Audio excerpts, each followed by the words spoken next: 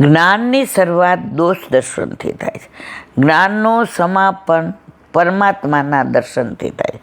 માણસ કામ કરવા માંડે કે તરત જ તેને પરમાત્માના દર્શન થાય તે બની શકે. આજે આપણે પાઠ કરવા માંડ્યા એટલે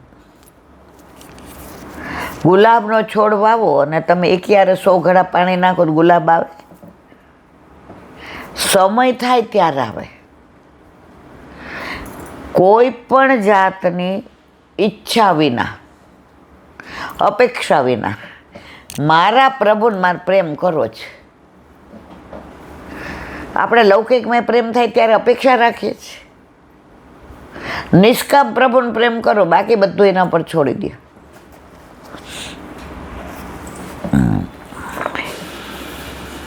એક કવિએ કહ્યું, કૃપા ભઈ તબ જાનીએ જબ વિચારે અપનો દોષ. પ્રભુની કૃપા થઈ ક્યારે માનીએ? જ્યારે આપણા દોષ દેખાય. આપણે દર્શન કરવા મોડા પડ્યા, અંટેરો આવી ગયો તો આપણે શું કહીએ? અહીંની ઘડિયાળ 5 મિનિટ આગળ છે. પણ બેન, તું 5 મિનિટ મોડી છો. પણ એમ વિચારીએ કે ત્યાંથી અહીં આવતા મને તાપ થયો તો મારા પ્રભુએ જોયો ને.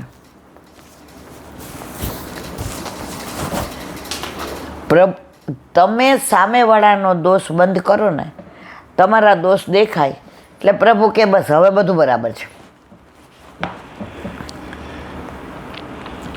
કવિ દલપતરામે કવિતામાં અજ્ઞાનીનું દર્શન કરાવ્યું છે. એક વખત પશુઓની સભા ભરાઈ. સભામાં પ્રસ્તાવ મુકાયો કે પહેલું પ્રવચન મુખ્ય મહેમાન તરીકે ઊંટભાઈ કરશે. ઊંટે શરૂ કર્યું. પોપટની ચાંચ વાગી.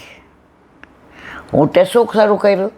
પોપટની ચાંચ વાગી, કૂતરાની પૂંછડી વાગી. તેણે બધાના દોષ બતાવવા માંડ્યા. ત્યાં દલપતરામભાઈ જઈને બેઠેલા. દલપતરામભાઈએ અકળાઈ ગયા અને કહ્યું, સૌનું તો એક વાંકું, આપના તો 18 વાંકા છે.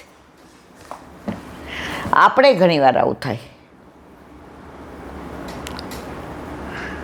ક્યાંય ગયા હોય ને કોઈ ઓલા પ્રસાદ લેવાની લાઈનમાં બેઠા હોય એટલે આપણે કહીએ આ વચ્ચે બેઠા જ પીરસશે કેમ?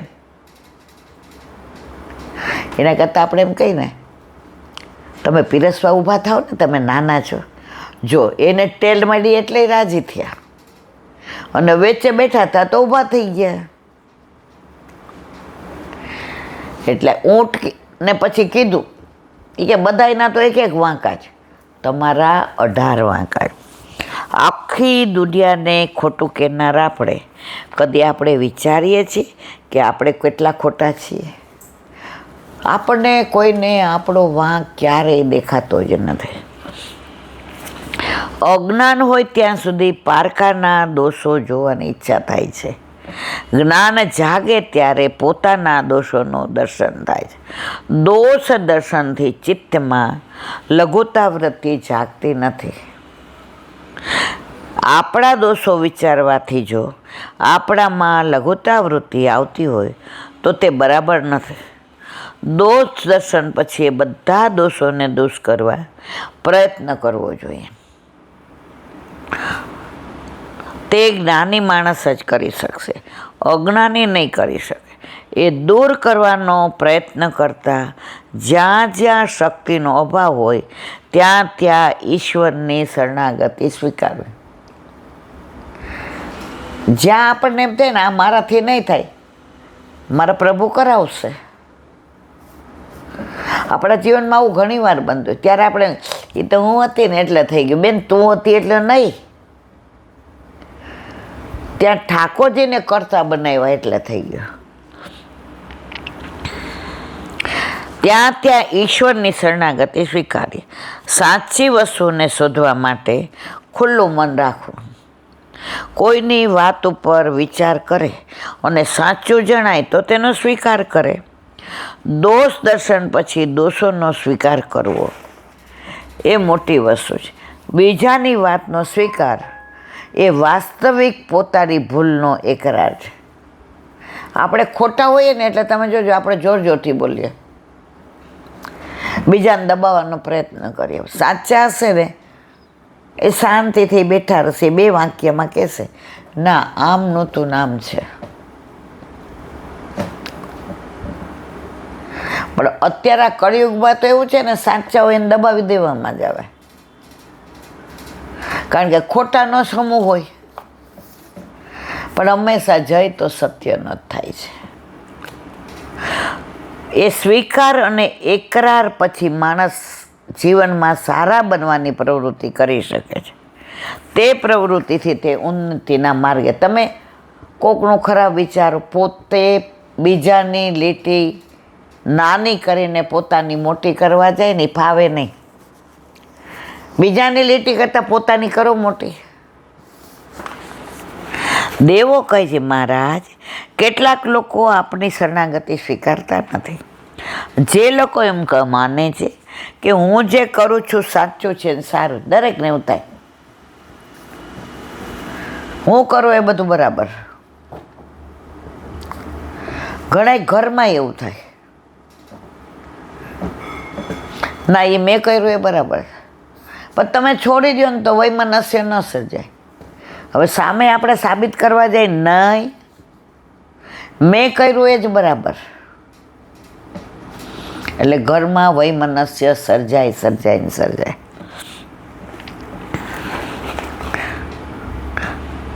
હું જે કરું તે સાચું અને સારું. તે લોકો એક દિવસ ઉપરથી નીચે પડે છે. આવા લોકો પોતાની જાતને ભગવાન માની દે છે. વાસ્તવમાં દુનિયામાં ભગવાન એક જ છે. આજે દુનિયામાં કેટલા બધા ભગવાન બની ગયા છે. બધા એમ કે આ ભગવાન એક જ છે દુનિયામાં.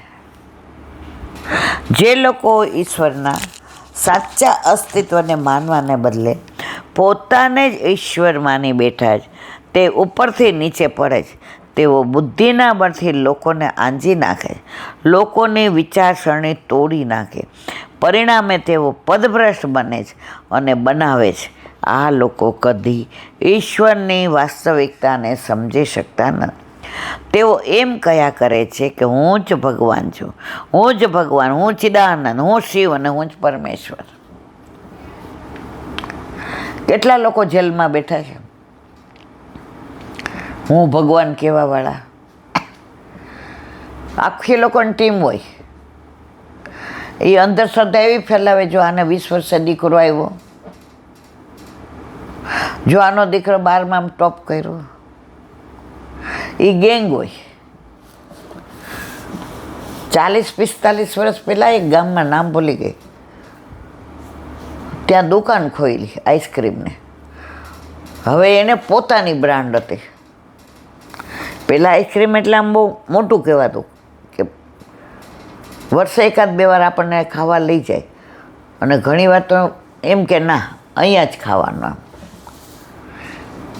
એટલે એની વહુને કે તારી 5-6 બેનપણી જે કૂએ પાણી ભરવા આવતી હોય એ, અને મારા 5-6 ભાઈબંધ.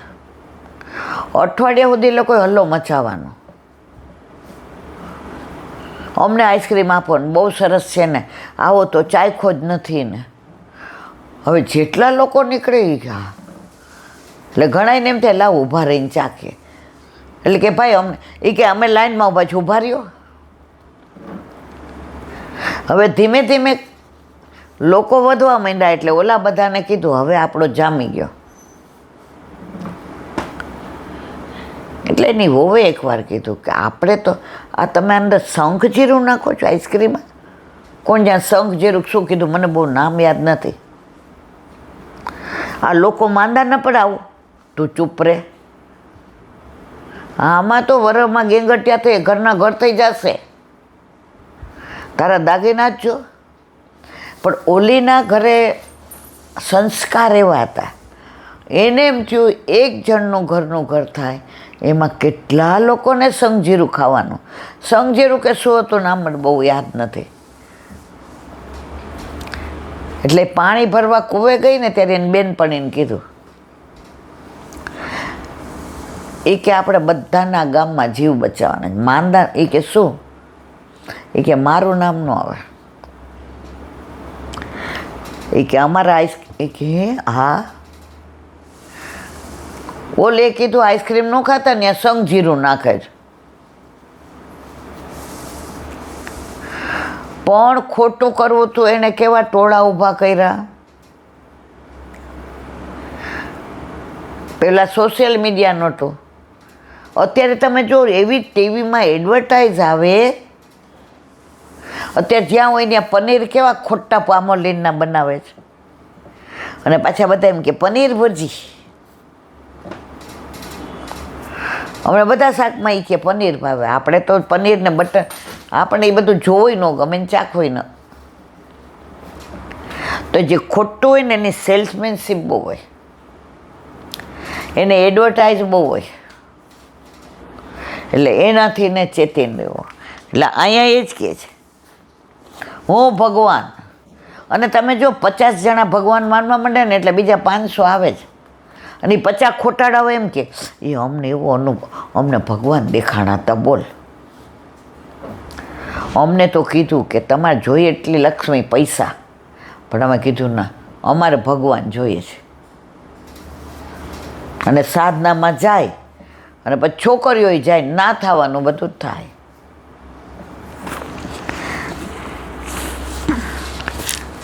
બોલો વલ્લભ વ્રજ વિહાર. નવનીત પ્રિય શાસ્ત્રીને ભગવત સ્મરણ. કાલે ગોકુળનું આપણે અનુસંધાન વિરામ આપ્યો. હવે ગોકુળનું મહાત્મ્ય.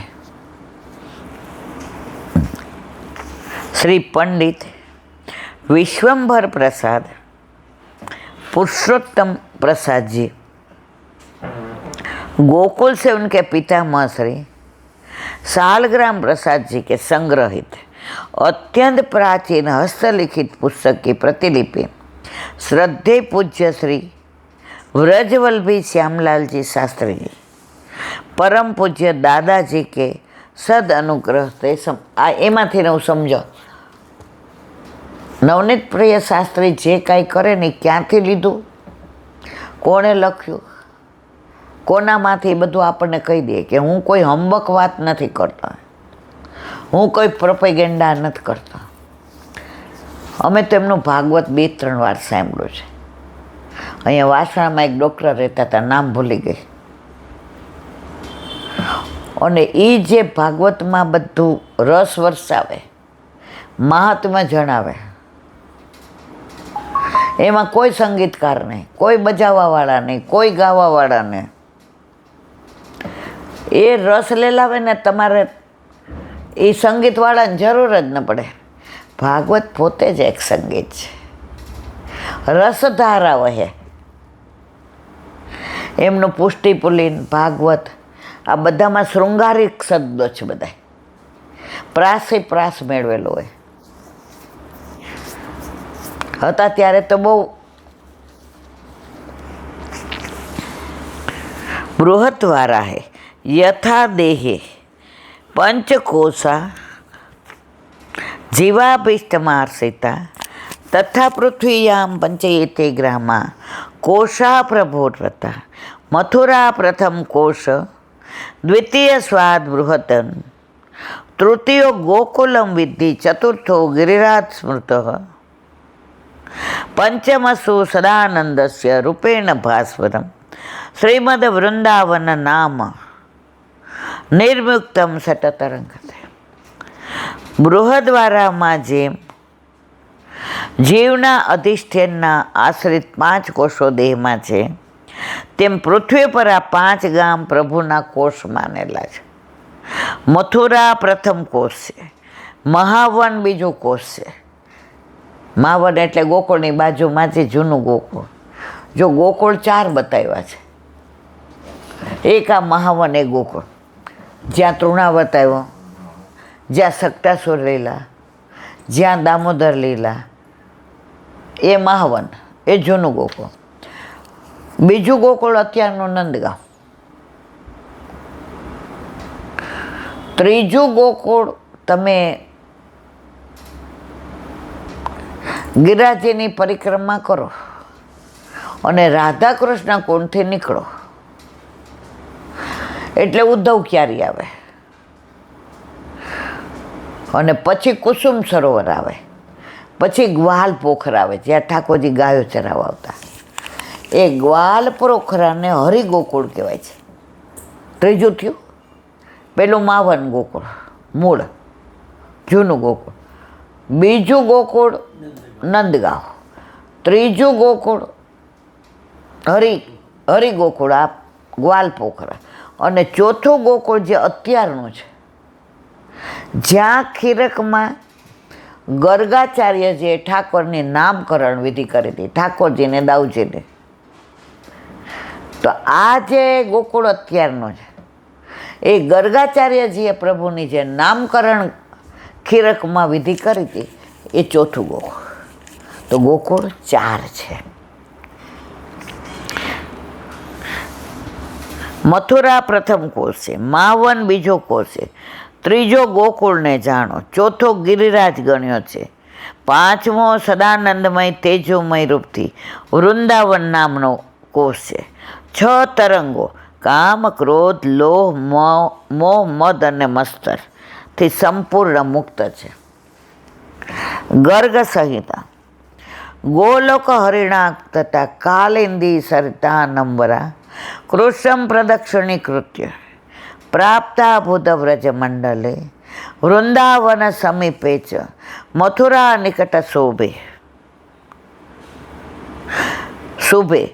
શ્રી મહાવન પાર્શ્વે ચ સૈકતે રમણ સ્થળે શ્રી ગોકુલે ચ યમુનાયુથી ભૂત્વાતિ સુંદરી શ્રી કૃષ્ણચંદ્ર સાર્થ નિજવાસમ ચકાર. આજે એટલું દુઃખે છે ને બાપા. ગર્ગ સંહિતામાં ગોલોકમાં ભગવાને આજ્ઞા કરેલા નદીઓમાં શ્રેષ્ઠ કાલિંદી, ગર્ગ સંહિતામાં ગોલોકમાં ભગવાને આજ્ઞા કરેલા નદીઓમાં શ્રેષ્ઠ કાલિંદી કૃષ્ણની પરિક્રમા કરીને વ્રજ મંડળમાં પ્રાપ્ત થયા. વૃંદાવન પાસે અને મથુરાની શુભ નિકટમાં શ્રી મહાવનની બાજુમાં અને રમણ રેતી સ્થળમાં અને શ્રી ગોકુળમાં અતિ સુંદર યમુનાજીએ યુથરૂપ થઈને શ્રી કૃષ્ણચંદ્રના રાસ માટે નિજવાસ કર્યો.